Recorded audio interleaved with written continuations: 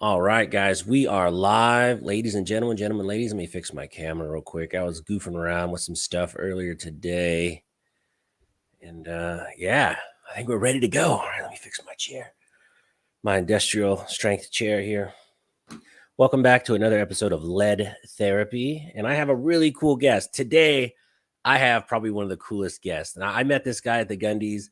And immediately when I met him, I liked him and felt sorry for him at the same time because he's still behind enemy lines in California. The one, the only Armed Scholar. How's it going? I should have you do all my hype, like on all my intros. I'll just Dude, I have you love do it, it. man. I love it. I love it. So I first found your channel.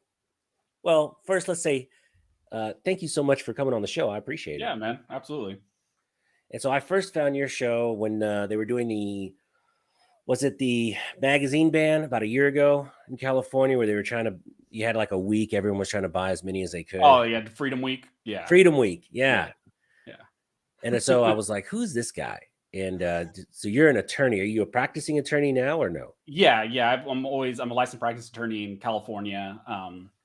When I first started practicing, I was in a private firm. I didn't do anything firearms related or anything like that. And just the nature of YouTube and the madness that became of YouTube, I joined Firearms Policy Coalition. I worked for them a little over a year. We parted ways in January, and now I'm an independent contractor, and I just do stuff on the side whenever I want. If something interesting comes to me, or if an organization comes to me, I take pretty much. Right now, I get to pick what I want to do, which is nice. That is kind of always where you want to be. 100%. So you've been doing YouTube for it'll be 3 years in early July. Nice. And what part of California are you from? I'm from Central California. So Central, right? Probably best for most people would be Fresno area. I like Fresno. That's usually the best, like biggest area in the Central Valley because a lot of people don't know all these little other towns that are around. So yeah, Central Valley, Fresno area. It's the reddest ag area in California. So that's where I'm from. Nice. Now that we got that out of the way, let's check the chat, see who's here. We have Fluffy Jeepney. What's going on, buddy? Let's see. Who else do we have? Jeff. Always good to see you. Brandon. Bobby. Let's see. Too many choices. Nice. Too many choices. And look, we already have one critic. Armed Scholar has so much clickbait. Everybody's a critic. Yeah, but you know what? I got to tell you, from day one, I noticed with your channel, you had really good thumbnails out of the gate. Yeah. Now, is that something you were consciously trying to do or? Not really. I think it's just a product of, I think maybe I'm a little bit different than a lot of guys because I came to, I guess, making videos after like I watched a lot of YouTube. I know there's a lot of guys in the gun world who don't watch a lot of other gun industry people. But that's how I was introduced to the gun industry, was from watching YouTube. Right. You know, I was brought into the world watching the Iraq veterans and the Hickok, the classic guys that everybody is introduced to the gun world through. And just outside of that, just YouTube culture in general. So when I started making YouTube, I started to emulate just a lot of like other YouTubers that I watched outside of the gun world. Now, the gun world with like their packaging, I think the old school mentality was like, you take a picture of yourself, you take a picture of a gun, and you just put this very basic title or whatever, and you package it in that way, and then you post your video. But for me, it was always, I guess, I just grew up watching a lot of YouTube because I'm only 30 years old. And so I watched a lot of YouTube growing up. That's one of my pride. Even to this day, I still watch a lot of YouTube. So I think a lot of just what I had watched bled into the style of stuff that I do. Yeah. And, you know, I tell people all the time, it's like at that generation of YouTubers is fantastic. But if you take someone like Nut and Fancy or even Hickok and you try to do that stuff anymore, like if you try to start that channel today, it would die because nobody has. Even they struggle. Nobody has 45 minutes to watch a Nut and Fancy. Yeah. And it's funny. I watched one of his videos the other day, one of his new ones, and it was 25 minutes. And he even commented in that video, like how I'm going to try and make it as short as possible. And it was still 25 minutes. Can't do it. I don't have that kind of time. Yeah. And it's funny because my standard length is like a little bit over 8 minutes, and people still say like that's too long. They're like, man, you ramble on for 8 minutes. I'm like, hey, I just digested a 92-page brief in an 8 minute like Spark Notes. I'm sorry. I tried to, and a lot of it gets left on the editing floor too. I do my best to try to leave stuff that would make people's eyes glaze over, the most, but I try to leave that on the editing floor, but It's you tough. can't. Yeah. It's tough. You can't cut everything, because then there's just holes and people are like, I'm confused. I don't understand this. I don't understand that. So I try to make it as cliff notes as I can, legal cliff notes. But not every video is perfect. What I like about your channel too, and I'm not trying to blow smoke or anything, but you and Jared both have a way to dumb it down for the rest of me. Like, I can watch your channel and know exactly what you're talking about. But if you gave me a piece of paper to read or something, or if I was reading the article, I don't know, man, come on. I don't, a lot of that stuff would just go right over my head. But the way you break it down, it's very digestible, So I can like I watch said, it I 8 minutes try. and know exactly what's going on. Yeah, I try, but even sometimes, like I'll get in the weeds on a subject, and when I'm editing, I'm just like, man, why did I ramble on for 10 minutes on this topic here, and I'll end up cutting it and leaving it on the floor, on the editing floor. So yeah, it's a process, still learning. Like I said, I've only been doing this 3 years, so if I look back on like videos I did 2 years ago or 3 years ago, I watched a bunch of them. Yeah. Let's just say your audio for the first couple months, no bueno. Yeah, I mean, it was one of those things I'm sure YouTube, like you start YouTube not really thinking anyone will watch. You just put out video that you think is informative, will help people understand X, Y, and Z. You think maybe like 5 people will watch it, and then it just snowballs into what it is now. And now I'm just trying to play catch up. Yeah, I was amazed. The first time I saw like 100 people watch a video. I was like, wow, that's amazing. Yeah. I would think I was amazed at like 10. I was like, what is going on? I was amazed at the comments. They're like, hey, great video. I'm like, really? Okay. Yeah. But no one tells you when you start YouTube that you have to learn how to do lighting, editing, storytelling, composition. Yeah. There's so much that goes into it. It kind of scares some people away, but I still tell everyone, just start it. Just put your first couple videos out. Who cares? They're all going to be terrible. You're going to just always get a little bit better. Yeah, it's like the Mr. Beast philosophy, just make every video as good as you can, and then it'll all kind of fall into place. Yeah. Yeah. But I noticed you hit 10K and you hit 10,000 subscribers in 10 months. Did I? Yeah, that's pretty good. Yeah, I'm not even. I'm sure at that time I knew, but at a certain point it just snowballs to where you lose track. Like now, you just lose track of everything. Your channel is just doing gangbusters right now. Because when I met you, you were at 230,000 subscribers, 235. Yeah, we met in, what was it, SHOT Show? First time I think we met. Oh, briefly at SHOT Show. Yeah, we met briefly at SHOT Show. So yeah, I was probably about there, like 230, something like that. Yeah, and then now you're pushing it to 3. Yeah, it's probably gonna be like it's 270 right now. I'm making a push because I thought it'd be really cool to try to reach like 300,000 by 3-year anniversary. Probably not gonna happen. Never say never, my man. Yeah, you never know. You get one video that just takes off, and you could always do a striptease or something. Get the ratings up. I don't think anybody wants that. I don't want that. Subscribe or I'm gonna take more off. Yeah. All right. So everyone in the chat, please subscribe to Anthony's channel, Armed Scholar. If you're not a subscriber, I'm sure he'd appreciate it. He's making a hard push for 300,000 subs, and every sub counts. Yeah. Let's see. We have Los Flying Turntables. That's nice. Nuttin' Fancy is pretty awesome, but very hard to watch. He is, man. I watched like the first 2 minutes of Nuttin' Fancy, then like the last. I still watch him every once in a while. Sometimes, like if like how we do, if we have products we're gonna buy or something like that, I'll naturally just do search bar. If I see a Nuttin' Fancy, I just like, okay, I'll watch that.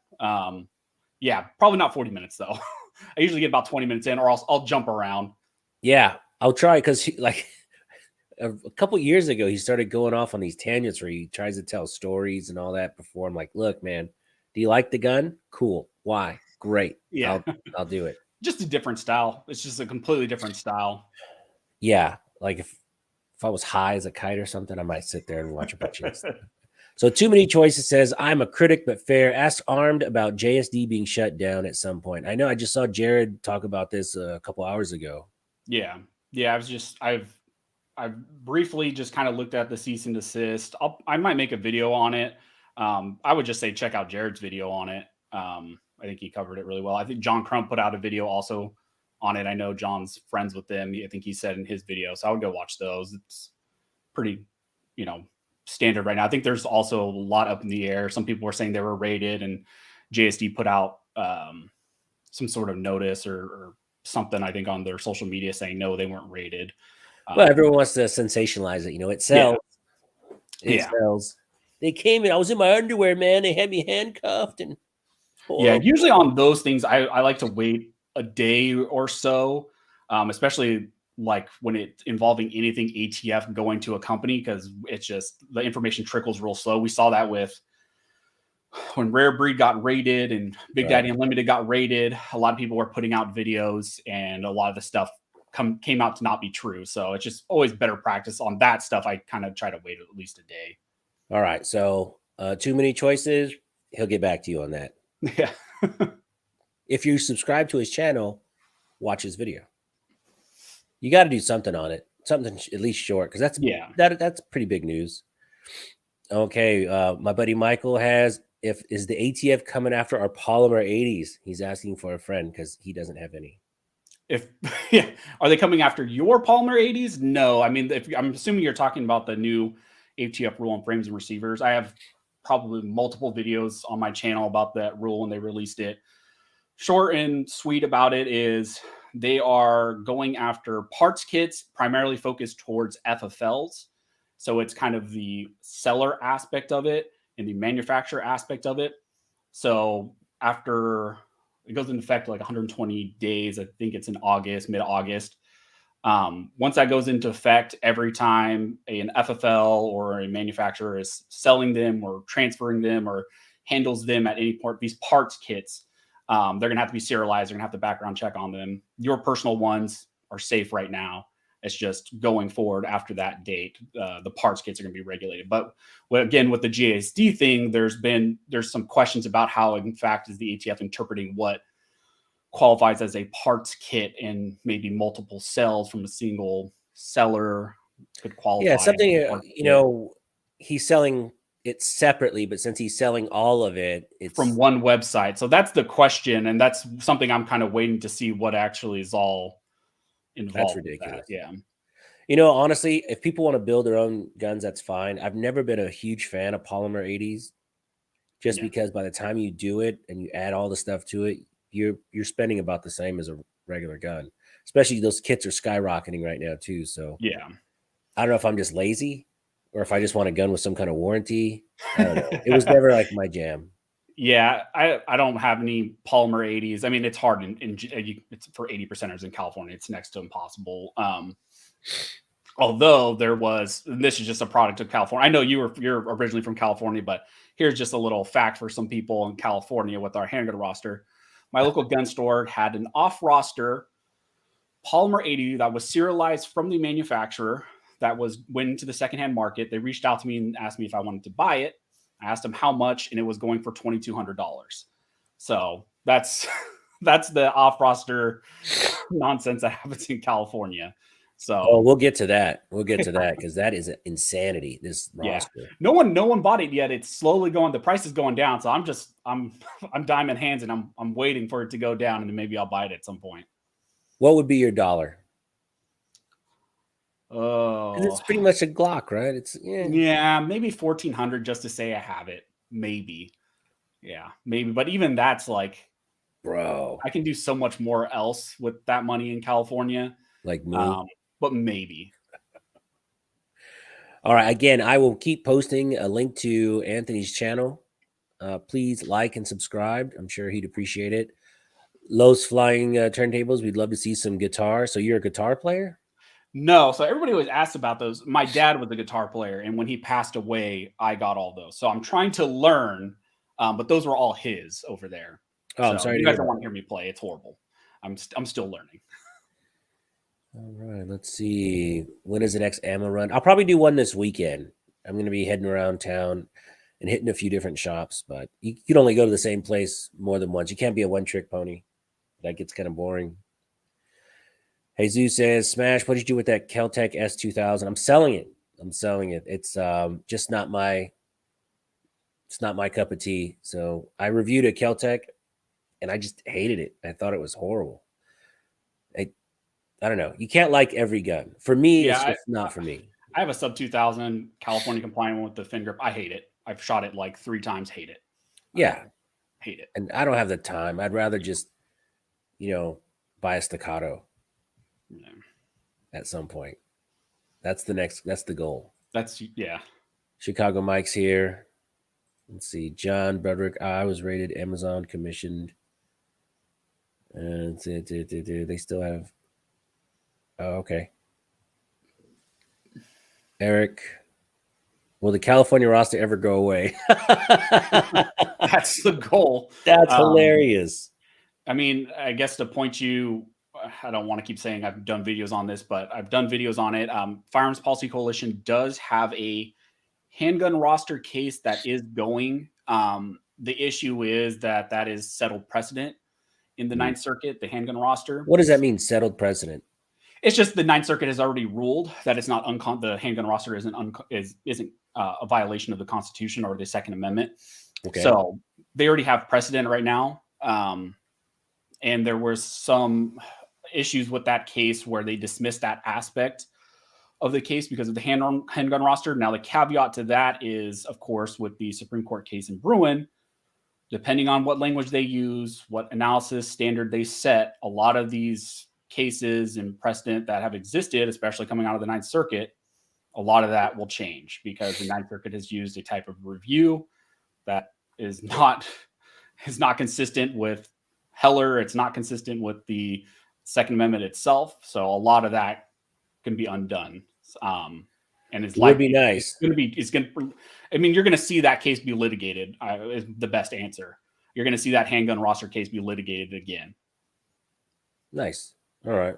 Honestly, I left before the roster thing started, and I'm really glad I did because, I remember when the mag first came out, we could first start building our own AR-15s, and people were, but the pin mag, and I bought 2, and I had the mag pin. And in case you didn't know, in California, you had to physically pin the mag so you couldn't remove it. So to load your AR-15, you had to just take the back pin out, take the upper, load it from the top, and then close it. And then they did the bullet button. That was real popular. And then people just started ignoring it. And I would see people go to the range all the time with the detachable mags, and they'd go to Nevada and get a whole bunch of stuff. And I'm like, man, I'm good. I didn't want to, because look, I used to go shooting a lot, and I'm not going to have anything illegal and lose my gun rights just because I want to be cool. Yeah, my position is, I guess, the classic attorney position. Like, I give you the information, do what you want with it. That's kind of the whole goal of the channel. I'm not going to tell you what you should or should not do. But the information's out there. Like, I'm going to give you the information. You can make the educated decision for yourself. So in California, when did they start just letting people have detachable 30-round magazines? The feature list changed. So that's what actually, so when they amended the assault weapons ban language, or assault weapons, everybody gets mad when I say it, but it's it's a legal definition that California has set. And the reason why I use that is because it's a reference to the California Penal Code 30515. And when they amended that language, I want to say off the top of my head, it was like 08. That's when they had the new registration of the bullet buttons. But the change in that language created the lists of features. And it said, if you have a semi-automatic centerfire rifle with a detachable magazine in any offending features, then they consider that to be a so-called assault weapon. Now, everybody started going featureless with their rifles. And if you went featureless with your rifle, then you could have a 30-round magazine in your AR-15. Now, the caveat to that was, well, we had some people with grandfathered magazines, but then they changed the magazine law. But a lot of that is, I would say most people I'm a featureless guy in California because of Freedom Week magazines, grandfather magazines, all that stuff, just the platform of a featureless rifle, detachable magazine. standard manual of arms with a 30 round magazine, I think that's the best way to go in California. Some people like fixed mag builds. I'm just not a huge fan of them. I have a couple, but it's not. I think that's ridiculous. Yeah. And then you only have 10 round magazines with those. You can run like the cross industry magazines, but it's just the whole manual of arms and everything is a little bit different. So you still have to have those stupid fin grips in California. Yeah, so that's for featureless builds. Yeah. Oh god. I'm a fin grip guy. Some people do like the Juggernaut tactical grips that put your hand at a different angle, or Sparrow is a company I've worked with in the past that has a different angle grip where you can still have your thumb around to the other side of the rifle, but I'm just not a huge fan of those. Man, I do not miss those days.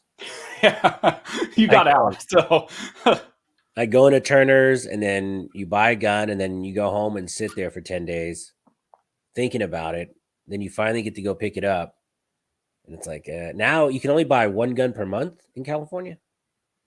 So it's one. So for a long time, it was one handgun per 30 days. And then they recently amended that language with no, it's interesting. There was no basis for why they needed to expand that language. So then they expanded it to one handgun or semi-automatic centerfire rifle within a 30-day period. So if you buy a handgun in a 30-day period, you couldn't buy then an AR. If you buy an AR, you can't buy a handgun. You can't buy two handguns. You can't buy two ARs. So that's kind of the current law. And there's a case being litigated by FPC, which is Nguyen v. Bonta, which, little note, I actually helped get that going. That was one of the first cases I helped with in when I joined FPC. So, oh, nice. Well, I think it's ridiculous. I mean, it's California, man. Yeah. So basically, if you move to California, let me ask you another question. So I have 10 Gen 5 Glock 17s and I moved to California. Mm-hmm. How do I sell those legally? So this is like you're going through like my DMs, man. This is why I don't look at Instagram DMs anymore. It's because it's all these questions. But I had a buddy that moved this back. Is good practice for people. Sold a couple guns and he made a killing. Yeah, no. So what happens is if you move into California from you're out of state and you move into California, you can lawfully bring in those handguns, those off-roster handguns. The only caveat to that is you need to report with the California Department of Justice. You file a standard form. I think it's within 90 days. You pay a fee, and they just simply register those as your property, as it just registers that you have those handguns. And then at that point, if you decide you want to sell those, you can sell them on the secondary market. They'll be off-roster handguns, and you're going to make 3 times the amount of money on them. That's my recommendation to you would be to just keep them, though, because once you sell them, it's going to be next to impossible to get them after the fact. Right. Well, Glocks. Who wants a Glock anyway? Unless you're law enforcement or something like that, then none of this applies to you. So my buddy Bob has another question. What are your thoughts about the pistol brace? I'm assuming he's talking about the new rule on pistol braces that's supposed to hit sometime likely before August. And if the frames and receivers is any indication, they're going to drop that rule. They're going to take all of our comments into consideration, allegedly, and then they'll drop that rule. I know there's so many pistol braces out there, though. There are millions. Somebody said there's like 10 million guess. Yeah. So how are they going to enforce that? It's ridiculous. It's the ATF. I mean, logic is not their thing. So, I mean, my assumption is they're going to drop the rule. There are organizations, I think NAGR is already working up, looking for plaintiffs. Firearms Policy Coalition is looking for plaintiffs potentially to, when that rule drops, they're going to sue the ATF as well, just like they are going to do with the frames and receiver stuff. So, oh man. So you are, excuse the impression, you are balls deep in the legality of the 2A community. Because man, someone was telling me the other day, he goes, you should do like an information 2A channel because you're going broke doing gun reviews and spending all your money. And honestly, the gun review, ammo review route, you lose. You don't make any money. You don't. But your time is money. And I told him, I was like, do you think Jared and Anthony, and do you think these guys just know this stuff? I mean, you probably research your ass off. Yeah. I'm not perfect. So even like this stuff off the head, like it's not perfect information. And that's why my videos, I try to bullet point them the best I can. So like, because I'm held accountable for everything I say. And I have to be as correct as I can potentially be in a video. But yeah, it's a lot of time researching, and this is what I do all day, every day. It's two-way law stuff. So some stuff comes natural. Typical lawyer, you're probably charging yourself what, a couple $100 an hour? Yeah. See, I want to put a disclaimer at the beginning of my. I was making more in private practice. I took a pay cut to join FBC, so probably. Yeah. I'm gonna just put a disclaimer at the beginning of my videos. I'm like, hey, I'm a moron. If I say something wrong, I'm a moron. Like, it's funny when I moved to Texas, when people find out you're from California or LA, especially, if you mess something up, they're like, oh, he's from LA. They're like, oh, okay. Like you're retarded. They're like, oh, it's okay. Just sit over there and don't touch anything. Like, oh, thank you. It gets you out of a lot of trouble. Yeah, I have standard legal disclaimers in all my bios, but I feel uncomfortable about something if you hear me verbally say it in a video. That's because I'm worried about someone misinterpreting what I say in the video and be like, well, now I can go do X, Y, and Z. So yeah, right. Yeah. Okay, let's see. We got Jeff Coleman. All right, let's see. Man, there's a lot of comments. John Doe, try to find a strike 80. It's impossible right now. All right. House of Lamar. That's a new guy. What's going on, buddy? We got Santi. I love Santi. She's hilarious. Mike McClune, Bill Smith. How do I feel about the Scar 17? Oh, that's a good question. Have you shot one of those? I have shot one, and I almost purchased one. So that's one of those weird things in California. It's like, am I going to buy this off-roster handgun, or would I go buy a Scar? So, but I have shot a Scar 17. Yeah, I think they're heavy. Of course, in California. My opinion, I think they're kind of heavy and a little bulky. I don't know. They're a great gun. I would never pay that much for it though. Yeah, I mean it's ridiculous. They're absurd, but I mean they're cool. I wish I had one. I think it would be cool to have in the collection. They're great in video games. Yeah. But I don't think I would buy one. I mean, it's just I'd pay like $1,400 for one, maybe 12. I don't know. I just think there's better guns out there, for better priced guns out there, I should say. You have the right to remain guilty until proven innocent. Yeah, probably. Let's see. Anthony, who's Yogi? So this guy. So did you meet him out at the Gundies? That is my cameraman that I had with me. Oh yeah, he sat next to me at lunch. Yeah. So that's my friend. Funny. Hey, I want to apologize to this guy because I had monster breath that day. Right? And so I was dead tired, and I was drinking a Monster, and I drank a Red Bull right after it before we went to go eat, and I was like, man, my breath, it's probably gonna kill somebody. And I had a whole thing full of Tic Tacs, and then I was talking to him for a few minutes. I'm like, oh my God. So I literally downed a bottle of Tic Tacs because it was so bad. Because when you drink energy drinks, it gives you halitosis. So FaZe, I'm sorry, buddy. Yeah, Yogi's a good guy. He's the one who, when I first, what was this? Probably like a year ago, when I first started growing, he reached out to me, and he worked with a range down in San Bernardino called Route 66. And so he was the one who chased me for about a year wanting to do an event. And I was like, no, I don't want to do an event. Don't want to do an event. No one wants to come out and meet me. No, I'm not going to do it. And he just hounded me for like a year. Eventually we did it. It was a huge success. It looks like we're going to maybe do it again this year in October. It's going to be with me and Reno May. That we did that last year. We called it Armed in May, but this year I don't know what we're going to call it because it's not in May. It just made a lot of logical sense to call it Armed in May when we held it in May, and also his last name is May. Right. But yeah, Yogi is the one who's responsible for all that, and that's when I first met him. We became friends after that, and that's why I brought him out to the Gundies to be a cameraman, and he's a professional photographer. Actually, check out his Instagram. Yeah, I have his Instagram. Man, he takes some good photos.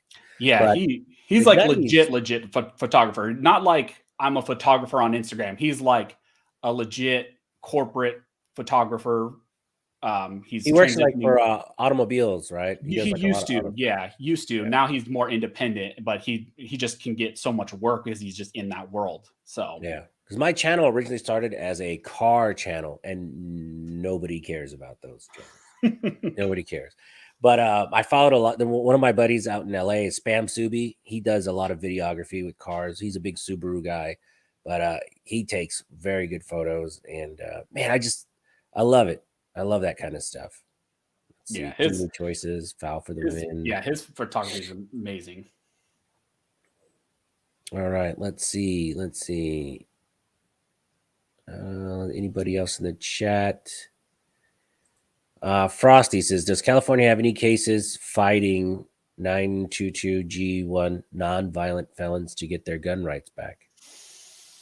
Off the top of my head, I don't know if there's anything coming specifically out of California. I do know there are various federal cases in different circuit courts that I think are going on, but I don't think anything out of California. Let me ask your opinion. If someone serves their time, should they get all of their rights back? So this is a great question, and this is one of those things that gets asked to me all the time. My personal opinion is that if you are a nonviolent felon, you serve your time, and you're released into public, you should have your rights back. You should not be stripped of your gun rights. Now, the caveat to that is, I know some people get scared about that. That's a very two-way thing to say.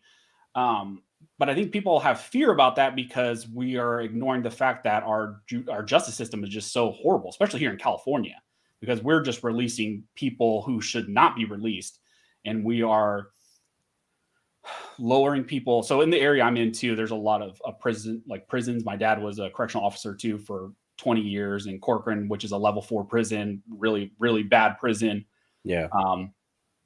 And a lot of what California is doing is they are actually decreasing these guys' classification. So they're taking level 3 guys, putting their points down, then putting them on level 1 yards, and they're letting level 2 guys out. And so the issue is that I think if we fixed our correctional facilities and our justice system, then a lot of people would have no issue with felons getting their rights back, because you would know the people who are going out on the street are 100% have served their time and are okay to go. So I had a friend do 2 years, just over 2 years on a 20-year stint. And I'm like, how did you get out? And he's like, hey, man.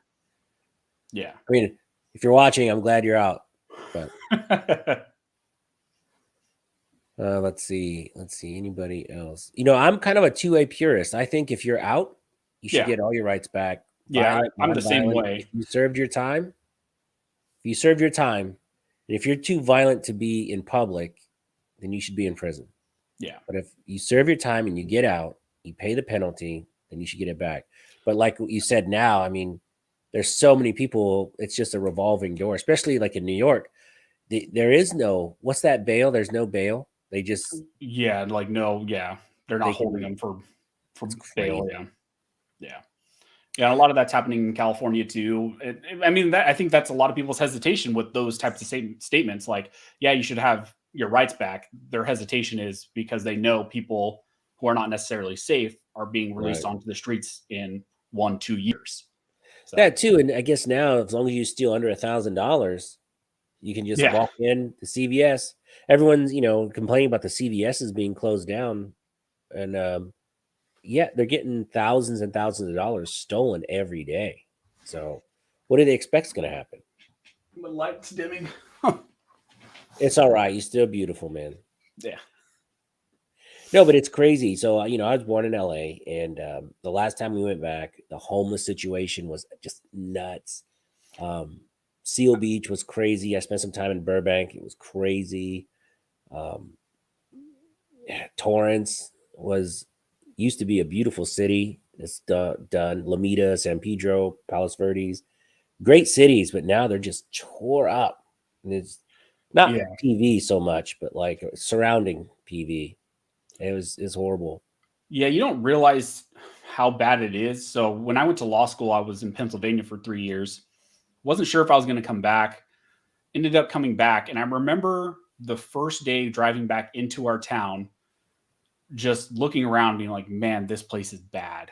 Like, right? Homeless people, just the area, just in general, just everything. It was just bad.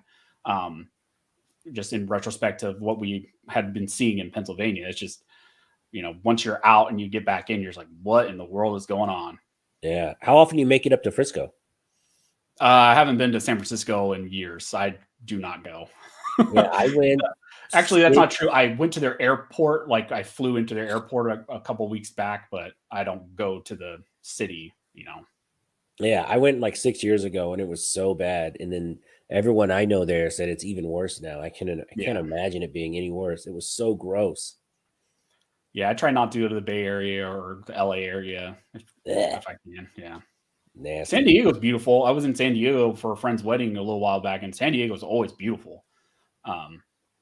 Yeah, and I think cities like Temecula, like if you're out in the boonies, they kind of ship their homeless to the big cities like LA County or even San Diego. But San Diego is so big, it kind of you can absorb a lot of homeless people in San Diego. Let's see the chat. It says, Smash, I'd love to see that GTR when you get it in. Man, I sold my GTR 4 months ago now. It breaks my heart. Breaks my heart. I'm trying to get a new one. And when the prices calm down, I'll get another one and just stick it in a garage for a while. But no dinero. Yeah.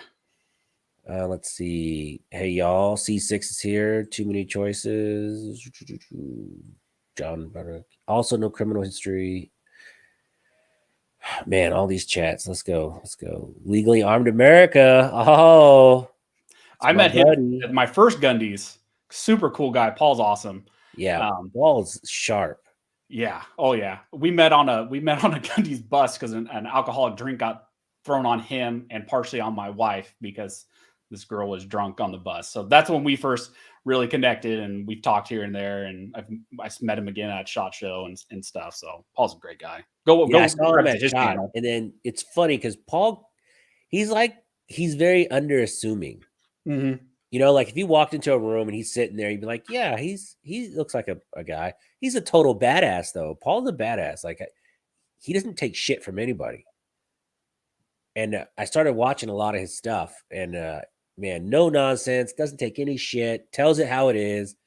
I was pretty intimidated. He came on my live a little bit, and man, he's a hard ass.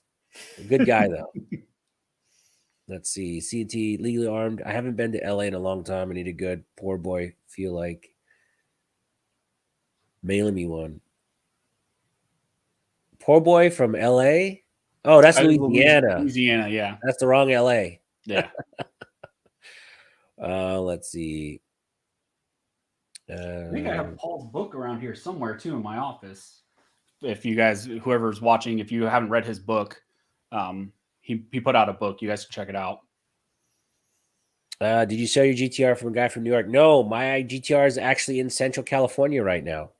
Ironically enough, it's a bright red with a giant wing on the back. I think he put like a carbon fiber trunk on it now. Your buddy's GTR that may leave when he's going overseas.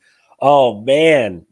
So that guy. Okay, so my buddy has 2 GTRs. He has one, and he's from Arizona, and he has one in a shop out here. And he's a big IT guy, and he's gonna go work for BMW in Germany for a couple of years. And he goes, I was like, hey man, I'll babysit this GTR. Yeah, if you want me to watch this for you, I'll watch it for you. I'm like, hey, I got an empty garage. I can go pick it up for you. And hey, I'm not going to charge you storage. I might put 50 miles on it a month, just driving it around a little bit. I'll watch it for you. But it's going to be a monster. It's going to be like a 1,400 horsepower monster. And I put the offer out there. We'll see. Yeah, I'm not a huge car guy. I wish I was. A lot of gun guys are big car guys. But I just have never, I don't know. I'm very frugal. I could like cars like that. I just see the dollar sign. I can't do it. See, I like cars, but I don't know a whole lot of how they work. Mm-hmm. Like cosmetically, I like to make them look good. But as far as like the engine and all that, like I kind of know now since I've had to live through rebuilding a transmission and paying all that exorbitant money. But I kind of just want to, just like with my guns, I just want to buy it done and then just go. Yeah.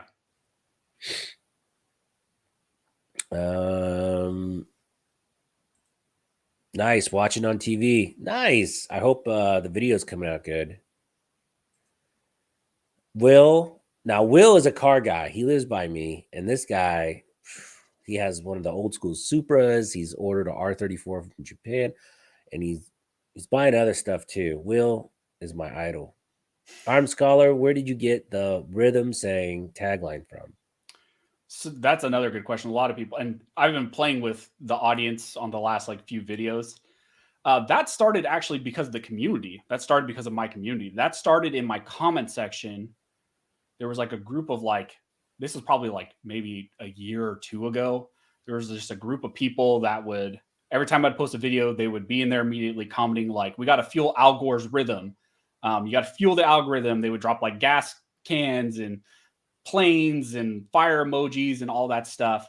And so that started because of the community. And I just saw it keep popping up so much that I then incorporated it in the video, and it just kind of become a staple. And then it's funny because you could always tell who the old audience is and who the new audience is, because the new audience doesn't get it. The new audience is like, what are you saying? Why are you saying that? But that is something that like started a long time ago and just kind of bled into the video as like an outro thing. Oh, I was kind of wondering about that too. Yeah. League of the Arm, thanks for the kind words, both of you guys. We're excited to see you both here. Never get to catch good live streams. Just watch yours on replay, man. Yeah, no, I need to go on his also. He had a rant one the other day. Masterpiece. He's pretty close to swearing, man. He was on the edge of it. I knew it. I know it. Yeah. I get email updates from Rocky Brass. CNT is ridiculous why we went after JSD. There's another one, but can't remember the name. Will says certain cars can be solid investment. That is very true. Oh, yeah. Real quick, guys, I'm going to put a link to his channel. If you're not a subscriber, he's trying to hit 300,000, which is mind-blowing to say that out loud. Yeah. 3 years and you're already almost 300K. It's crazy. Yeah, I was funny. I was talking to my wife, I think it was the other day, and I was like, oh, I'm almost like at 200,000. And she was like, no, you're not. She's like, you're almost at 3. And I was like, even sometimes like my brain doesn't compute. It's weird. It's nuts, man. So when did you hit 100,000? Last year. Wow. Last year in like May. So there's two guys, if you're watching, there's two ways to get really good on YouTube and get a lot of subscribers fast. You can show your ass or you can do good content. And since Anthony's not showing his ass, I did it first. Right? He's got good content. Subscribe to my OnlyFans.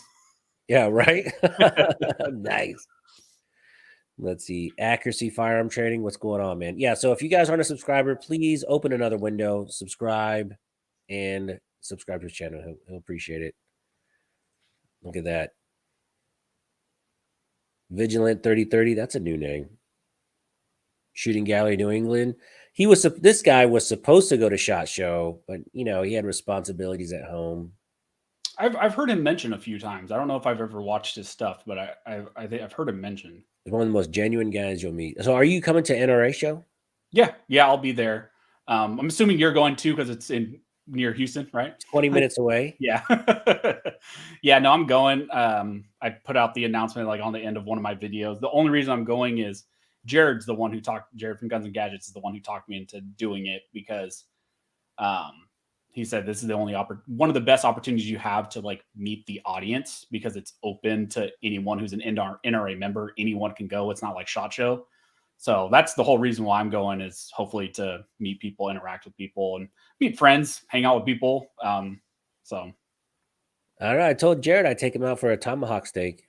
I got the best place in town. Yeah, that's pretty much what I'm planning on doing the whole time, is just hanging out with everybody.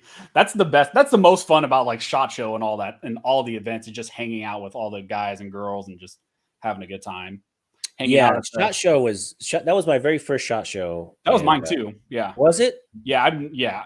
I'm new. You forget I'm new to this industry. Because when I started that first year, they didn't do SHOT Show because of the COOF. So they shut that down. And so I didn't get to go to that one. I probably even wouldn't have gone to that one anyways. I don't think I could have gotten in at that point. But yeah, that was my first SHOT Show. You could have got in. I mean, look at me. I barely have 15,000 subs. I got in. I'm My small mindset time. is not like that. I'm small time, man. But you should really go to NRA show. You don't have to be a member. Oh, I didn't know that. Yeah. Just get a media pass. You're media, my man. So that's how you get around that. Because I'm not going to join the NRA. Oh, I have a lifetime membership, so that's what. Because when I was in California, and I'd always see NRA in the news, it's about NRA is filing for West Virginia. NRA is fighting for Texas. They're fighting for South Carolina. NRA never, not once, and when I first got into guns, I ever heard NRA and California in the same breath, except that they were never there. Yeah, so that's, and I'll probably catch. It's one of those hard things too, because I've been associated with an organization in the past, and I do work with various other organizations. I've been very critical of the NRA on my channel, very critical of them. What I'm not critical of is the California local org, CRPA. They are a state affiliate of the NRA, and they are the ones that file a lot of the California lawsuits. So CRPA, if you're in California, is one of the best state organizations to donate to, because they do file a lot of these cases. The magazine ban, I think, is led by them. Okay. The Duncan case, maybe the Rhodey case. I can't remember all of them, but they drive a lot of those cases. CRPA was out at my event when we had the Armed to May event. So I always recommend people in California donate to them, along with local orgs. Organizations like San Diego County Gun Owners, out of San Diego. They're a county organization, and they have affiliates all over in the counties. But San Diego County Gun Owners, if you look at a lot of these California lawsuits, they are the ones who are always the plaintiffs in the case. And they're affiliated with the NRA. No, San Diego County is not. San Diego County Gun Owners is their own thing. CRPA drives a lot of the, is a big organization. Okay. But San Diego County Gun Owners is like a county org. And they have affiliates. And I always try to tell people, like, do your county, do your state, and then pick your favorite national org. Because everybody always asks me, like, who should I donate to? That's a good strategy. Pick a county organization that's doing the work. And usually you can tell who's doing the work by look at the lawsuits that are filed, who are the plaintiffs. Usually it's San Diego County Gun Owners or one of their affiliates. Look at the state level organization, who's involved with that. In California, a lot of times it's CRPA. And then look at the national org, who's involved with it. Is it FPC filing the lawsuit? Is it NAGR? Is it GOA? That's how I go about, like, who am I going to give my money to? Yeah. So I was just going to wear my GOA hat the whole time. Yeah, I love GOA. GOA is awesome. I was going to see if, I don't know. They might frown on that. I don't care. No, but I don't blame, it's like people in Springfield Armory. People hate Springfield Armory because of decisions at a few at the top. Right. I don't hate the NRA. I just think, man, they really need to change the top down. I mean, they have a sickness in them. Oh, yeah. Purged out. Yeah, they need to just be completely from top down. All those people need to just be let go. Bless you. Thank you. Thank you. So Mike McClune says, I heard there's going to be a change in the leadership in the NRA soon. I doubt it.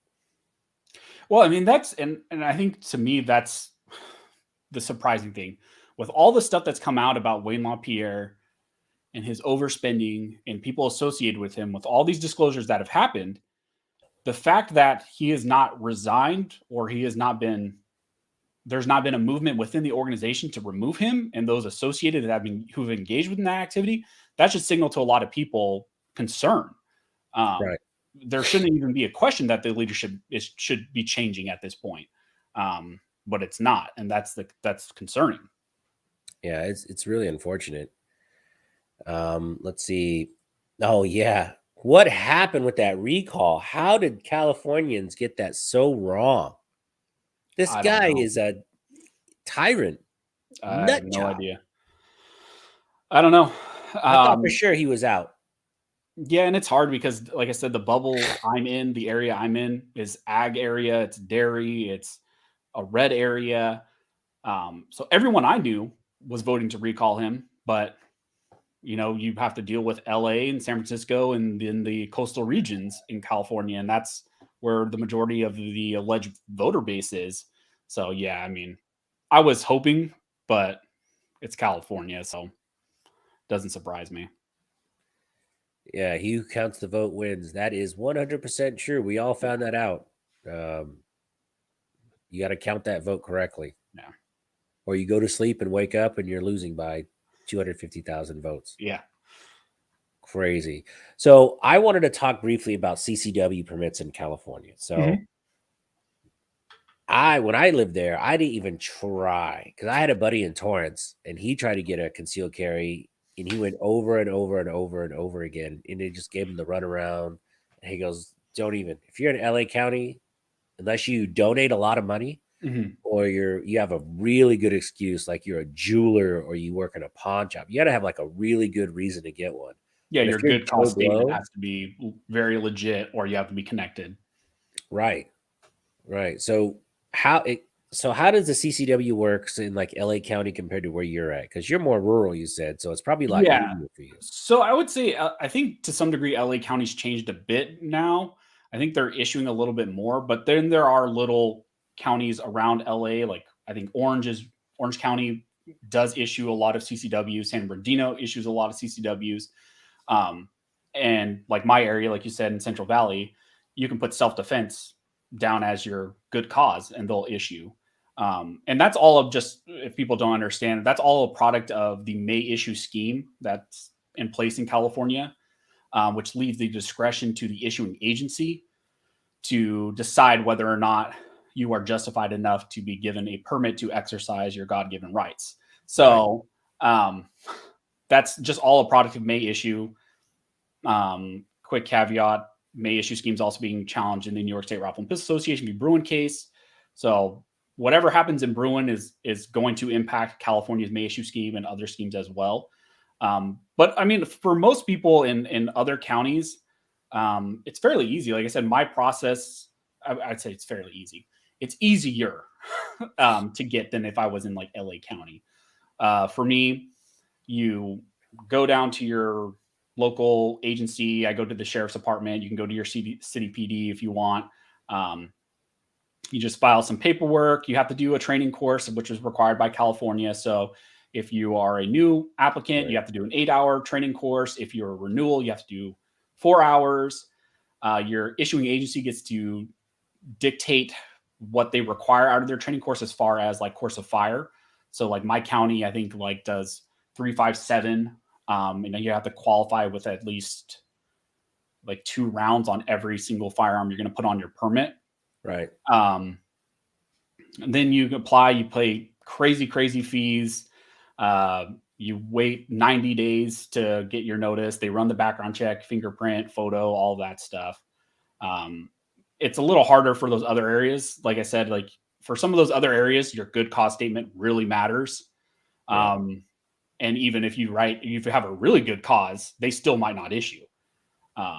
So that's kind of the biggest hurdle for a lot of people in more restrictive areas. Like I said, my area is not as big of a deal.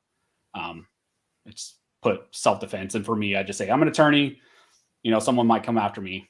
I need to defend my life. And they issue for that reason. And that they issued for that reason. Now I just renew. Oh man.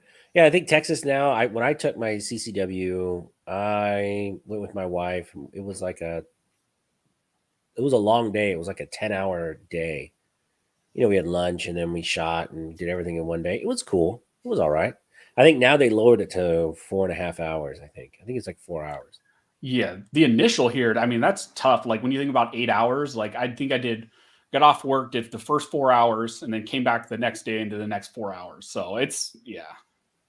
Does California still make you do? I remember when I bought my first pistol at Turner's, I had to do a handgun safety test. It was like the 20 questions. Yeah, if you have a CCW, you don't have to. But yeah, it's still part of it. And it was a joke, man. Sign a release paperwork that you did the whatever, and you did your firearms handling, and it gets sent to the DOJ.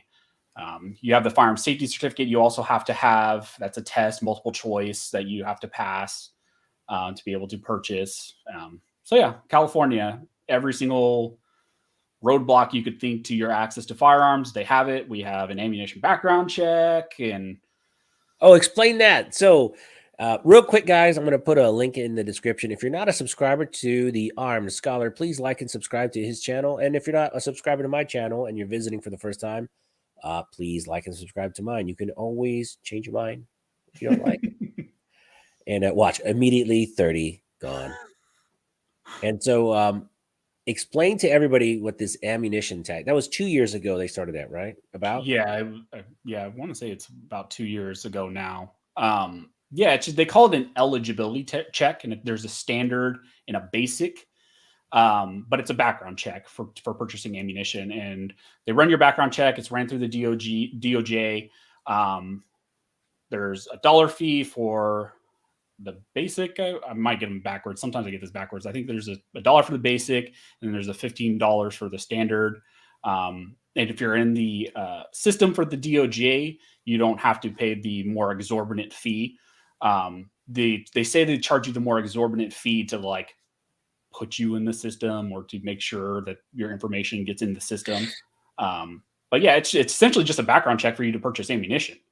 That's ridiculous. I think that is so racist. It's against poor people. That's horrible because you guys are already getting stuck to it with the price of ammo. Well, how much is 9mm? Yeah. Like $20 a box for you guys? Yeah, I haven't purchased ammunition in a long time because I have quite a bit of stocks. But yeah, no, I mean, like ammunition, and I probably wouldn't right now anyway. It's insane. So, and that's for you can't purchase every time you buy ammo. So if you buy 1,000 rounds, you still do a background check. What was that? If you buy 1,000 rounds, you got to do the background check. Yeah. Or one box. Yeah, for whatever you're purchasing. So it doesn't so matter. What if I wanted to drive some ammo to California as a gift? Well, that's considered importing. Well, for you personally, I mean, I don't want to answer any hypotheticals. Well, I'm just saying. In trouble. I got a guy. No, I'm just kidding. Well, I mean, so if I just go and I want to shoot, I can bring ammo for me to shoot, but I can't go to like give it away because I just feel bad. Like I just want to give ammo to these poor. Yeah, I would not recommend just bringing ammunition and being like, "You get some ammo. You get some ammo." Yeah, I mean, California, there's importation rules. So one of the caveats with California also is we cannot go online and purchase ammunition directly to our door like a lot of people. So you have to go through an FFL that runs the transfer. Like they're going to charge you a transfer fee on top of the eligibility check. So then you're doubling the cost of that ammunition, and the ammunition likely is going to be high right now anyway. So there's workarounds to all that. Your COE and FFL 03 that you can get with the state of California. That's probably a little too deep for people for that. That is such bullshit. So if you go to Nevada and you go to a gun show and buy ammo for yourself, you can't do that? No. Yeah. How dumb. Yeah. Because then you're just if you bring it in, you're considered importing ammunition. And I don't know, I think it's 32310 is the ammunition restriction. Or is that the magazine one? One of those penal codes bans the importation of ammunition outside of you running your eligibility check and all that stuff. That does nothing to stop crime. No, it doesn't. The only ones who are going to run the eligibility check are people like me and other people who like watch my channel. It's not going to stop criminals. So dumb. So dumb. All right. Yeah. And New York, it's impossible. And even if you do get it, everything is illegal unless you're law enforcement. Left 16 years ago, never looked back. So yeah, so that's my next question for you, my man. When are you going to buy a summer home in a free state just so you can go out and embrace the freedom and then go back to California? I would love to. I mean, I've thought about it a lot. Don't you have relatives in Texas? I do. I have a sister in the Woodlands area in Houston. It's 5 minutes from. Yeah, I'm hoping to visit her when I'm there. I always am on Zillow and Realtor looking at homes. I would love to. It's just right now with the market and all that stuff, it's not gonna. Yeah, it's not gonna happen. Like I said, I'm frugal, so there's some houses on my block for sale, but I back up to a preserve. It's a cul-de-sac. The grade school's right there. Brand new high school just got built. So what you're saying is you want to start like a block of like gun YouTubers? Where you're actually, I'm converting my block. So my neighbor across the street, when I met him, had one gun. Now he has close to 15. My other neighbor, he's a prepper now, and I'm trying to convert everyone else. I just have some new neighbors that moved in. I haven't met him yet, but he drives a big lifted truck, so the odds are he might be a gun guy. You never know. Yeah, can you not be a gun guy in like Texas? You have to be a gun guy, right? Like if you're in Texas. Yeah, as soon as you buy a house here, they just give you some guns. Yeah. See, my buddy Will, he lives in the Woodlands. It is a crazy Will. I think Will, you bought right before it got stupid. Because now, I mean, we're paying like, well, for you it's normal, but for us, $600,000 is outrageous for a house. Yeah. But that's like a 4,500 square foot, 2-story, huge lot. Oh yeah, yeah. We don't have that square footage here. I mean, I would say a house kind of around the corner from me with that square footage sold, and that was upwards of 800,000. So that's great. Yeah, I have friends that moved into North Hollywood, and they bought this little shucks house. It was 1,200 square feet, 2-bedroom. It barely had a bathroom, and I think they paid $500,000, $500,000 for it. Yeah, and it was horrible. They were so excited. I'm lucky I got my house like right before the market took off, which I did not want to do. My wife was like, "Yes, we're gonna buy," and I was like, "No, I don't want to buy. I want to save money," which was the smartest thing we ever did because 2 months later the housing market just skyrocketed. Right. Man, let's see. All right, Randy, don't feel bad you're here, buddy. It's all right. It's all right as long as you made it. Remember, it's who shows up that counts. So what's next for your channel? I'm curious to know. So you have a second channel now too. I just saw your Gundy video, and it's funny because I'm standing behind your cameraman that whole video, and I'm like, damn it, turn the camera. I was right there. Yeah, blame Yogi. He should have done a pan. Should have told him. Man, how do you miss the fat, bald white guy? Well, there was probably the glare off my head. Yeah. Yeah, I have a second channel. That's really just for stuff, like fun stuff. I started originally because I thought I wanted to do a podcast on it, but I started it. To me, it's just I don't even want to hear myself ramble for an hour. So I don't. Let alone do I think people want to hear me ramble for an hour. No, that channel was great. That video was really, really good to see a different side of it because Jared and you especially, anybody that has like a news channel, like I don't know, do you watch Tim Pool? Yeah. So Tim Pool is a great example. He has other channels and he's kind of like himself on those channels. It's great because when people see just one side of you, they're like, Anthony's a nice guy, but geez, I crack a smile once in a while. Yeah, I know. That was one of the main comments, and I was like, it's weird to see you smile. And it's like, I'm sorry, when I make news videos, usually I'm angry about what I have to talk about, or it just doesn't lend to comedy or being happy about what's going on. So yeah, that was kind of the goal with the second channel, was just to do more fun stuff. I mean, when I started on YouTube, I thought I wanted to be like a gun. Everybody wants to be a gun reviewer. Like if you watch, everybody wants to be the gun reviewer. Everybody, like I wanted to be the Talon Sai. Like those are the guys I watch, like the Talon Sais and the Nut and Fancies and Warrior Poet Society. Like I wanted to be like a gun reviewer guy, but that's just not the value I brought to people. So that's not what the main channel has become. Second channel will just be fun project stuff, and likely like when I go on trips and vlog and I want to see a California gun collection video. Yeah, I mean, I was thinking about I just built a California compliant Mark 18. I want to see like your top 5 California gun compliant. That would be a sweet video. Yeah. So I was thinking about doing stuff like that. I don't know how much demand would be out there for that. I'd watch it. Come on, man. I was talking to my friend Chris from Honest Outlaw because he does all those top 5 guns or whatever. Yeah, Chris. I was going to take all my California stuff and take it out there to him, make him shoot them. Like, these are my top 5 California guns. No, you shoot them. Like, I don't think you'd like his responses. Oh no, I mean he would be like, "What is this shit?" Yeah, it was cool. The Gundys, I watched Chris's channel a lot. Honest Outlaw. If you're not a subscriber, definitely subscribe to his channel. He is a no-nonsense gun reviewer. He doesn't give a shit if he gets the gun free, if a discount. If it sucks, he's going to tell you it sucks. Yeah. He is one of my favorite YouTubers that I watch. But like the Gunnies, I was able to meet John Lovell, Warrior Poet. Dude, that blew my mind. That was the coolest thing. Next to me. Yeah, that was the highlight. That was a highlight of my trip was meeting that. Well, hanging out with you, of course, but Oh meeting yeah, John, yeah, meeting yeah. John blew No, me away because I've yeah, watched him since he started. yeah. I met him. That was the first time I ever met him. Just brief conversation. Fun fact is, when I started my channel, the Arm Scholar name was based on the Warrior Poet name because I just watched his channel all the time. And I was like, well, man, that's a really cool name, like Warrior Poet Society. Like, and it kind of, he has this whole ethos behind like how it defines him and his community. And I was like, okay, I want to come up something like that. And so I made this name Arm Scholar. Now, Brilliant in name. hindsight, I probably would change it. I'm not a huge fan Why? of the name. That's a I'm not a great huge, name.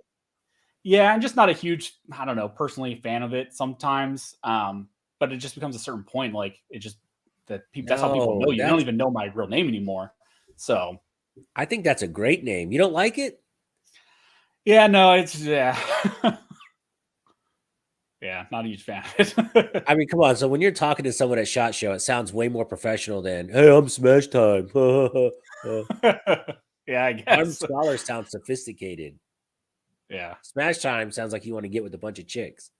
Yeah. Yeah. Sometimes like when I hear people like, oh, that's the Armed Scholar, it sounds like really pretentious to me, which I think that's what bugs me about it. Cause I'm not that type of guy. I'm like, if you meet me in person, like I'm very like understated. I'm not, you know, I'm still shocked that I have 300,000 subscribers. Like I still think I'm an absolute nobody.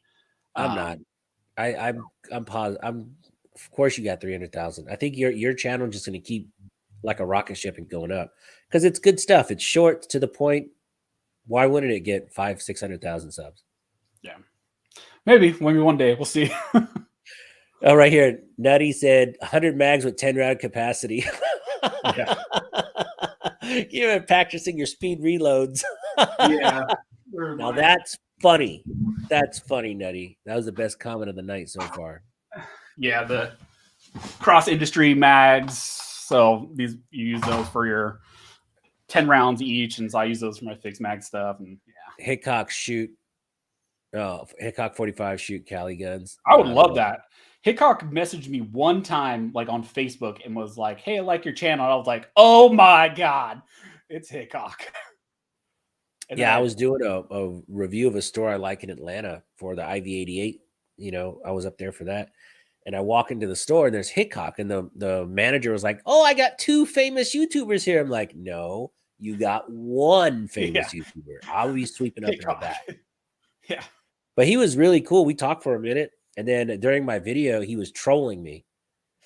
Like I was trying to do the interview with this lady, and then he starts walking in the back, picking up an axe, looking at stuff. And you know, so I cut the video and he started laughing. He goes, "I'm just messing with you, man." It's a funny video. It's probably one of the funniest ones. Let's see. See, look at that. Armed Scholar is a genius name. Yeah, I'm glad you guys like it. A lot of people think they like it, or say they like it. So no, it's good, man. Smash, still been looking, no joy, no stock. Oh man, so I was at the gun range, and I left an ammo can with my my Uplula loader, and 3 of my Sig Legion mags in it at the range, and I went home. Yeah, you're not getting that back. And I think I left it on the bumper of my truck. Oh, I think I drove who knows off. where it's at? Yeah, it's somewhere on the freeway. It was 250 rounds and 9mm. I was like, damn it. Yeah.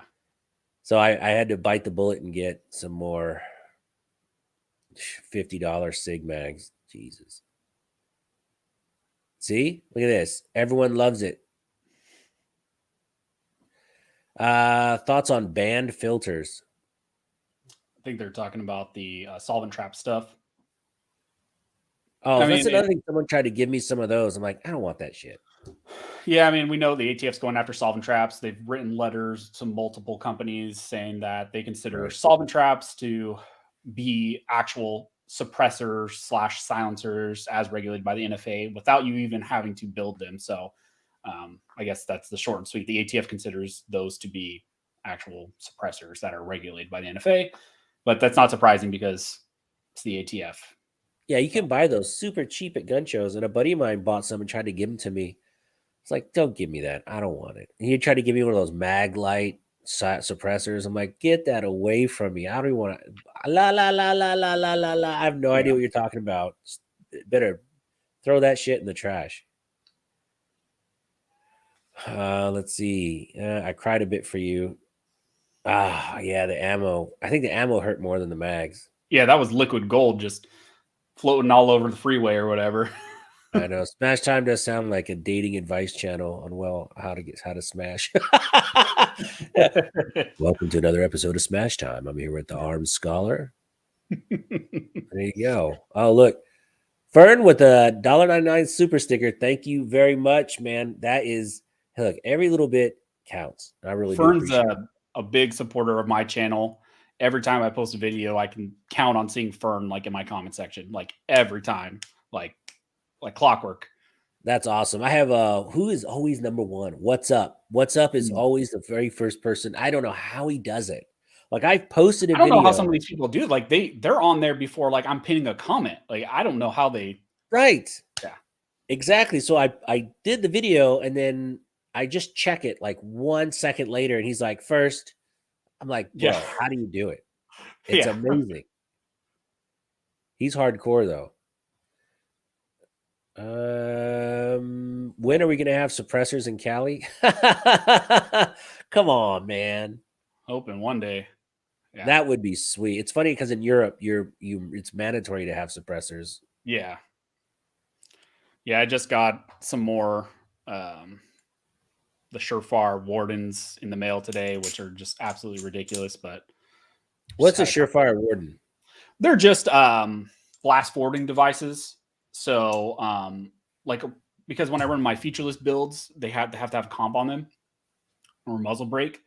And that gets really iffy, like when I'm on the range and someone's shooting next to me. I don't always want all that gas like hitting them in the face.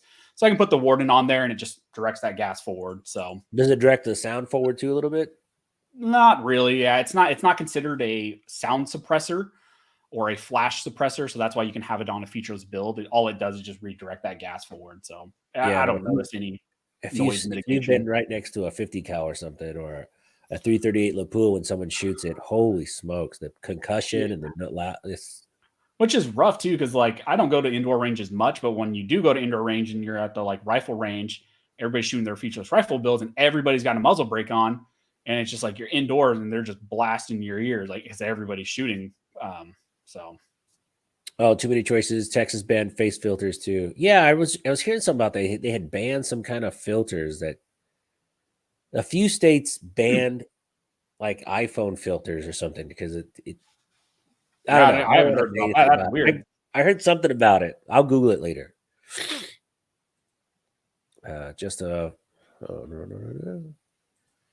Hey, Smash, I'll send you 20 solvent traps last week. Do you have it yet? Ha, ha, ha, John. Very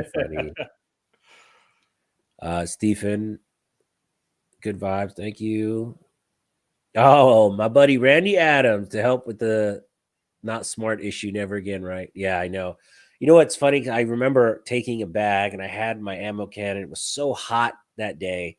And I go over to the truck. And, I have a Honda Ridgeline, so it has a trunk. So I threw it in the trunk, all the stuff. And I remember I put my ammo can on the bed by my license plate. And I know I just drove away and I left it.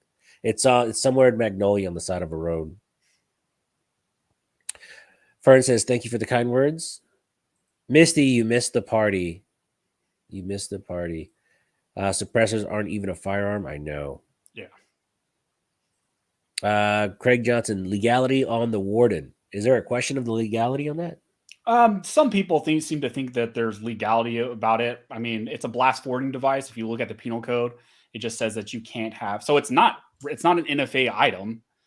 So if that's your question, no, it's not an NFA regulated item. I guess the only question would be, could you put it on like a featureless build?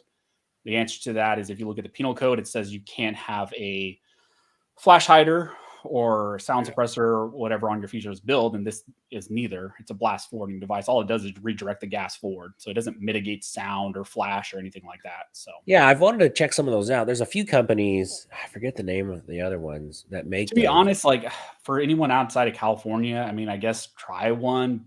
I really only find they're useful in California just for that purpose of if I'm shooting Right. with someone next to me, I don't want all that gas hitting them in the face. So I'll throw it on, or I'll throw it on. Like if I have a fixed mag build that's shorter, I'll put one on just to add a little bit of weight to the front, because when you hit the button, it breaks the upper and lower. Just a little bit more weight up front just helps that a little bit. So I do it. Fixed mag lower. Yeah, Oh, I remember those days. yeah. When I left California, I couldn't wait I sold those immediately.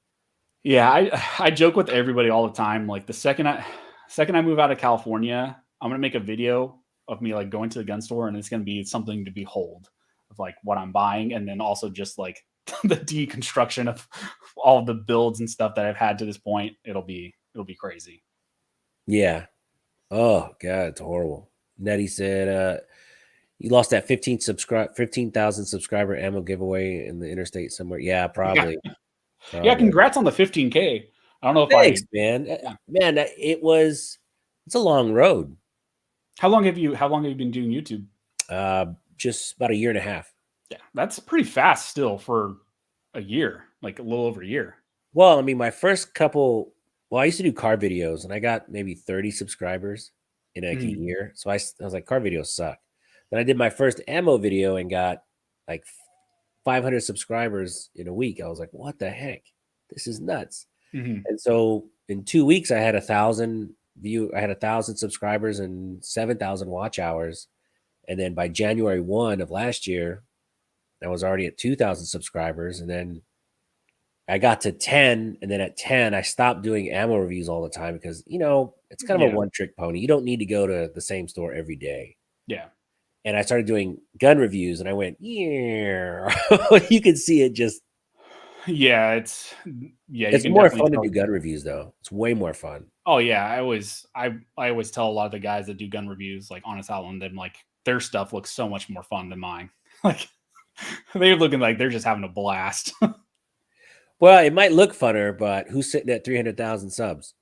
I mean, but Chris is way more. Yeah, but he's been doing it longer. Oh, yeah, he's been doing it forever. See, Chris has a lot of stuff going for him. He has the range is his backyard, which is great. Yeah. He's very charismatic. He's a nice looking fella. Yeah. And believe it or not, his wife adds a very good dynamic and balance to that channel. With her comments and her shooting the guns too, it adds a different viewpoint, he just has a very good formula for his channel. And that too, he's just a genuinely nice guy. And Chris is a great guy. Yeah. He's always doing shout outs to the Girls and Boys Club, or like, he's always, trying to get charities.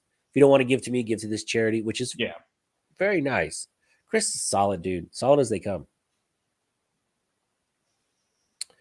Let's see. Any more questions for Anthony before he has to run? Drop it like it's Scott. He's another guy. He's out of Florida. Gun channels on YouTube are tough to grow. Yeah. Scott, are you coming to the NRA show? I hope you do. Yeah, if anybody's going to the NRA show and you want to meet me, I'll be walking around all 3 days. Please stop me, talk to me. That's the whole reason I'm there. You should walk around with like a fake diploma and the hat. You're the armed scholar. Oh my God. That's your Christmas outfit or your Halloween outfit. I don't even mention it still surprised me. I guess not. I mean, there are still people who don't know that I'm an attorney, and I don't mention it really in my channel at all. When I first started, I did. It's because you're too likable. People hate attorneys. Yeah. So, but then I'll get random comments like, "Man, you speak really well. Sounds like you know what you're doing. Like, are you an attorney? Or you should be an attorney, or you should go to law school or something." I'm like, thanks. Like, how many times do you take the bar? Only once. Passed the first time. So is it as hard as everyone says? Yes. It has the lowest pass rate out of anywhere in the nation. I think when I took it, it was at like a 23% for first time takers. And then it decreases for second time takers. The pass rate is even lower. And then third time. Is it? Yeah, it decreases. And I think that's just because of the pool of people who are taking it. Like, if you didn't pass it the first time, you're unlikely to pass it the next time. But I know plenty of attorneys that I've worked with personally who, took it 3-4 times, passed it on the third or fourth time, and they're great attorneys. The bar is not a gauge for whether or not you can practice law well. It's just can you go through this hazing to join the club to become an Right. attorney? That's really all it is.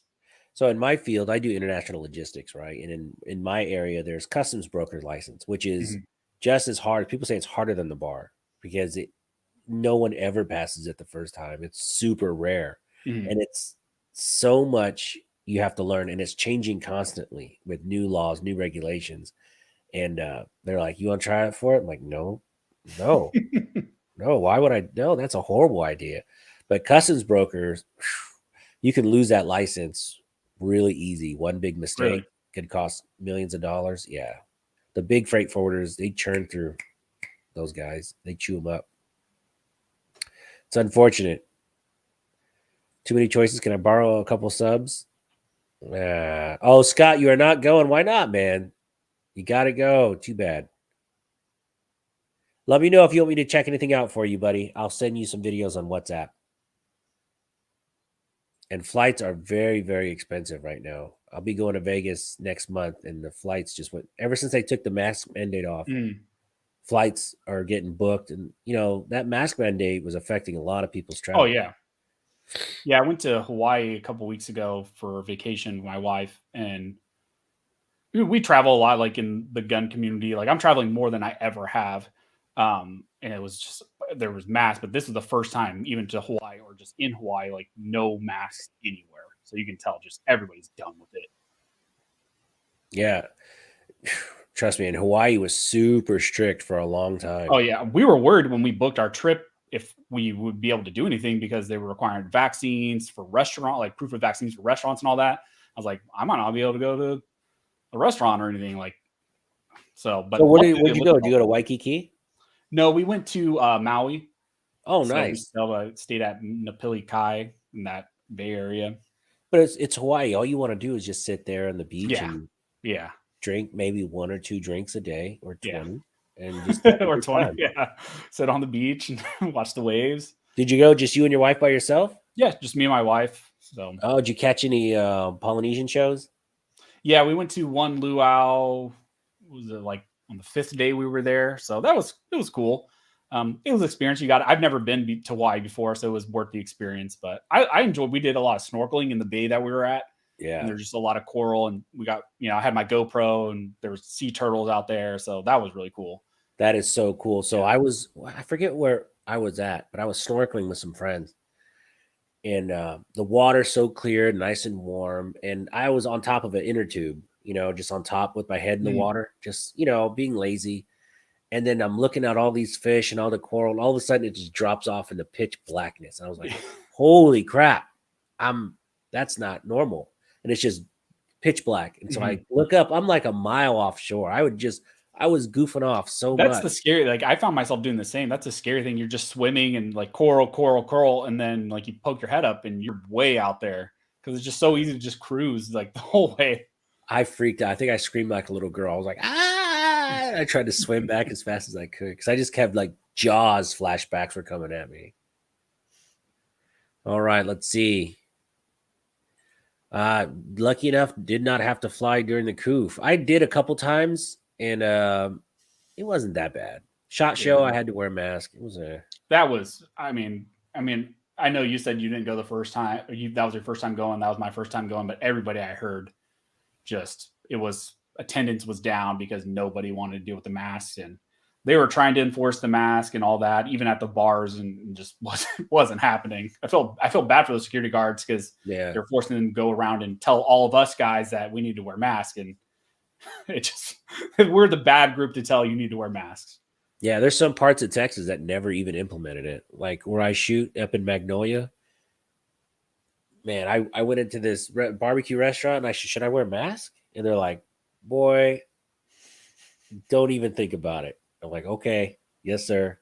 Yeah, I'm And not sure. When I visit my sister, I don't think saw many yeah, masks around there. Houston was hardcore for like the first 2 or 3 weeks, and then it was on and off.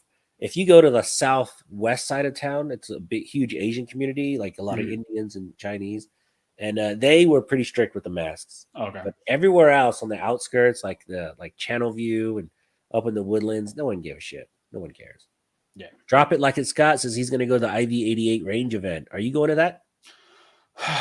I was planning on it, but now there might be some conflict to where I just got a text today that they were thinking they want to have my event that same weekend.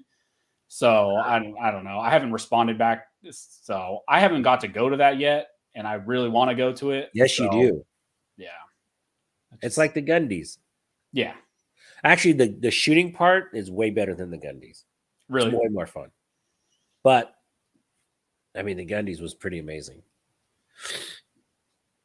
But you should definitely go, man. 100%.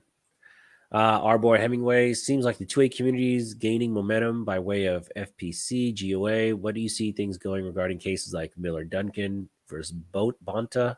No longer in KA, but in CA, but I still want a freedom for those there. Me too. I feel for you guys. Yeah.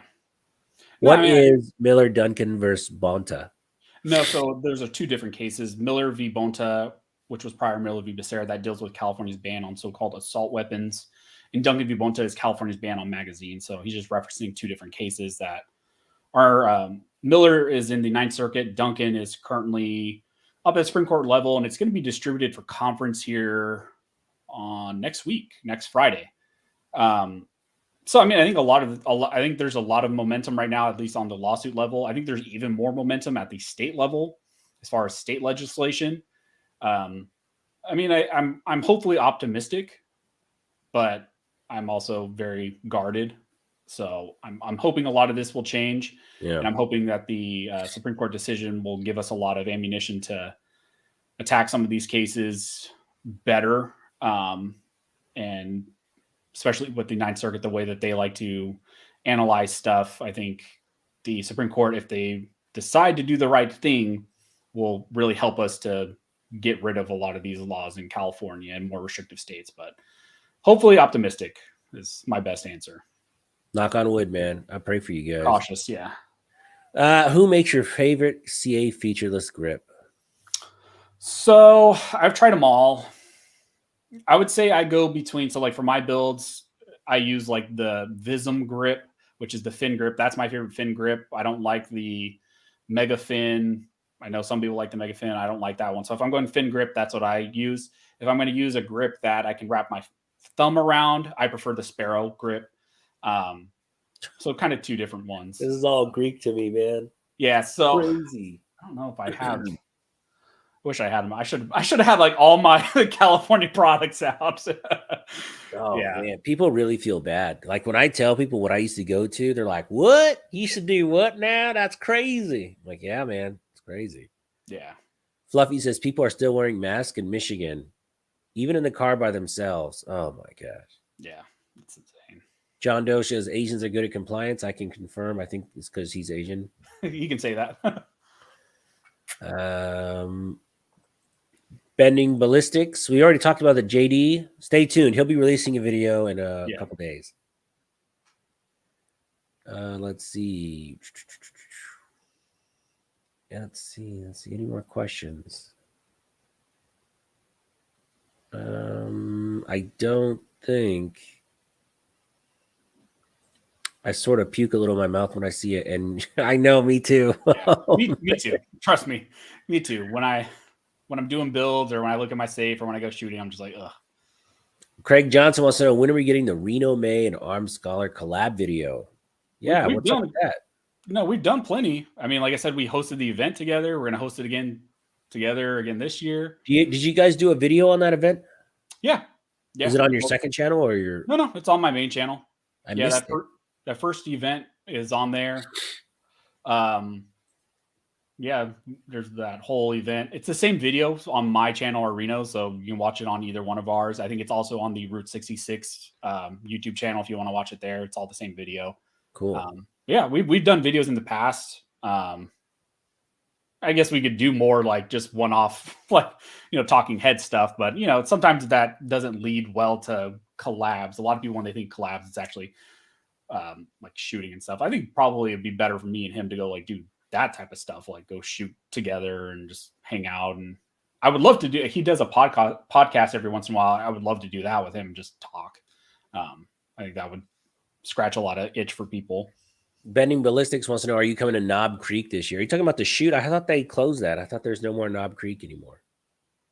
Yeah, I thought that the one last year was the last one. I think it is. I think this Knob Creek is no more. What about the Chris and Anthony? Okay, we got that one. Wait, you have a second channel, so you got to advertise your second channel a lot more. Yeah, you only have like 3,500 on that one, and you got 300,000 on the other. So I'm a weird because I don't push. So like, I don't push it because I'm not consistently uploading over there. So I feel bad like driving audience over there if I'm not being consistent with it. Same thing with like for a while I had some Teespring merch, but I didn't like it, so I wasn't going to push it on people. Now I'm actually working with Bunker Branding to come up with like channel merch that I'm actually happy about. So like when I'm happy with something, that's when I push it. So if I can, so does Bunker Branding? Do you have to have a certain number of subscribers before they'll talk to you, or not necessarily? They do smaller content. So like if that was the case, like I would not qualify because everybody else they have is like million plus, like Brandon Herrera and Kentucky Ballistics and all those guys. So they have, I think, smaller channel collaborations that they do, but it's just limited run. So I think they limit like what you can release with them. They won't, I think it's like 2 shirts or something like that. Oh, okay. Because I'd probably sell like a solid 20 shirts. Yeah. I mean, I'm sure I could sell more, but I just wasn't happy with it. And if I don't want to wear it, I don't want to push it on other people. So, right. Randy Adams says, I worry Reno May will have a stroke. Oh, that's not nice, Randy. No. Reno's a cool guy. Reno's a super cool guy. Me and him, we started YouTube around the same time. Reno's super cool. I love Reno. He's awesome. Fern says, Armed in May 2021 looked like a lot of fun. Yeah. I'm going to have to check that video out. I missed it, man, because I watch like 25, 30 of your videos. I can't believe I missed that one. Yeah, that was an older one. So it was around that May of last year that we released it. All right, nice. Yeah, it was a good time. I was surprised how many people came out. I was really shocked. Yeah, I do a meetup. I have another one in second Sunday of June 12th. I do one like every like 3 a year. Mm-hmm. And it's just a meet and greet. I cap it at like 35 people, and it's a get together. We have food, we shoot, just goof off, lie about all the cool guns we have. Yeah, I would like to do that, like with my community, like in my local area, Central Valley area. The only reason why we did it in LA is because the range there, Route 66, did it all for us. Like they had a huge range, and it's hard to find good ranges in California that aren't going to bug everybody and aren't going to want to look at your gun and just all that nonsense that you face sometimes in California ranges. So Route 66 was awesome. They, through that whole event, Yogi was a big part of just handling all that, got all the sponsors that came out, all the food, all that stuff. So I really didn't have to do anything. I just showed up.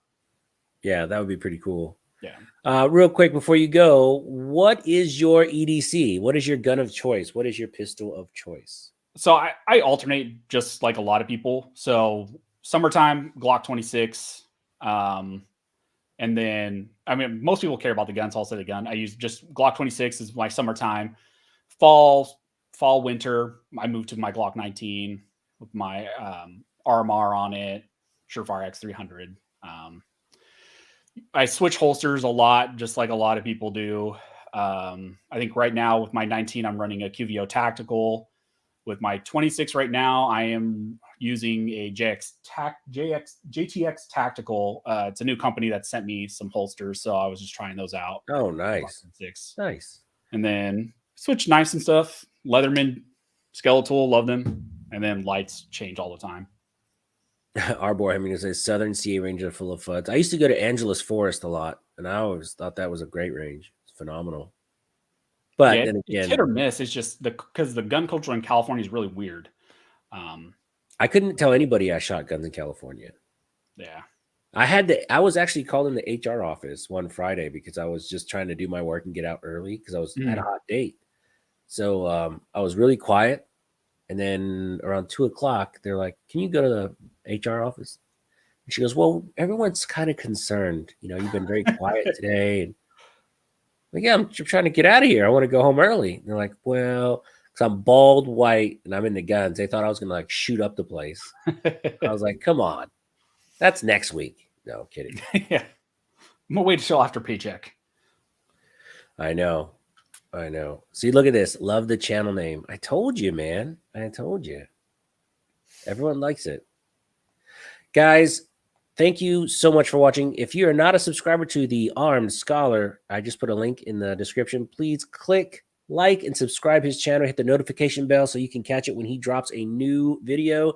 You don't want to miss it because it's always short, to the point, sweet. A lot of it is California geared, but it does pertain to the rest of the United States because what happens in California will leak out across the U.S. Yeah. We've seen that a lot. And if, oh, by the way, if you want to subscribe to my channel and you're not a subscriber, that'd be awesome. Subscribe to his channel.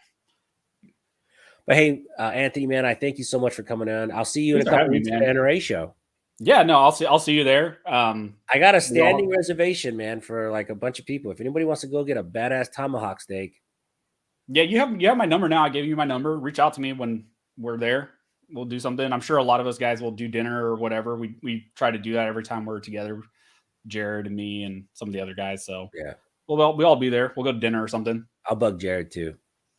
Trust me, this place literally has melt in your mouth steak. When you bite it, it just I need a good steak. I can't get that in California. It's rough. You're in Texas. You got to get a giant tomahawk or like a 22 ounce. Oh, mama, look at me. I know where to get good food. Yeah. Look at me. All right, man. Thank you guys so much for watching. Anthony, I really appreciate your time. Thank you guys. Thank you for having me. I appreciate it. Until next time, guys. We'll have Anthony on again soon.